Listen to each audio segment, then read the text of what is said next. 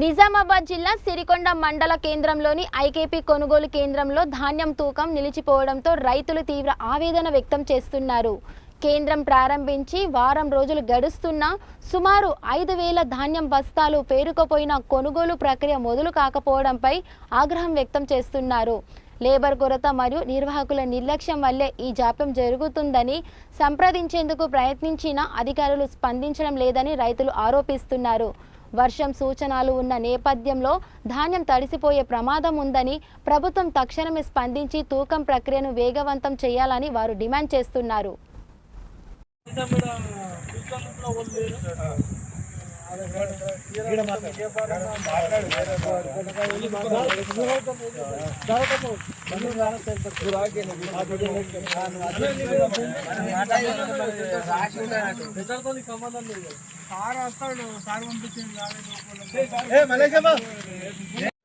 మళ్ళీ collector madam వస్తున్నారని త్వరగా ఐకేపీ సెంటర్ చాలు చేశారు. మేడం కంప్లీట్ చేస్తామని, రైతులు కంప్లీట్ చేస్తామని చెప్పి, కానీ ఇప్పటికీ అమలు వాళ్ళు రాలేరు.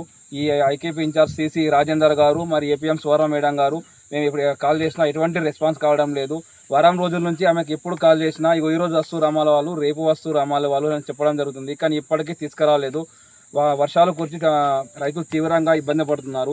దీనిపై తక్షణమే కలెక్టర్ గారు, ఎమ్మెల్యే గారు చర్యలు తీసుకోవాలి.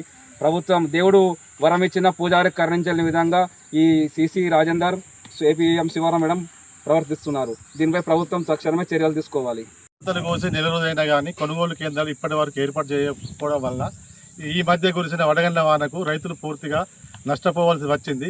ప్రభుత్వం తక్షణమే గుర్తించి కొనుగోలు కేంద్రాన్ని ఏర్పాటు చేయాలి. కొనుగోలు కేంద్రాలకు 10 రోజుల క్రితం కొబ్బరికాయ కొట్టినా కానీ ఇప్పటి వరకు ఎవరు ఇక్కడ లేరు కొనుగోలడానికి. కాబట్టి ప్రభుత్వం మాపై దయ చూపి రైతుల పట్ల వెంటనే సెంటర్లను ఓపెన్ చేసి వడ్లు కొనుగోలు కేంద్రాలు ఓపెన్ చేయాలని ప్రభుత్వాన్ని మేము విన్నవించుకుంటున్నాము. వచ్చి 5,000 బార్దాన్లు ఇక్కడ దించారు, కానీ ఇప్పటి వరకు అమలు వాళ్ళు లేరు.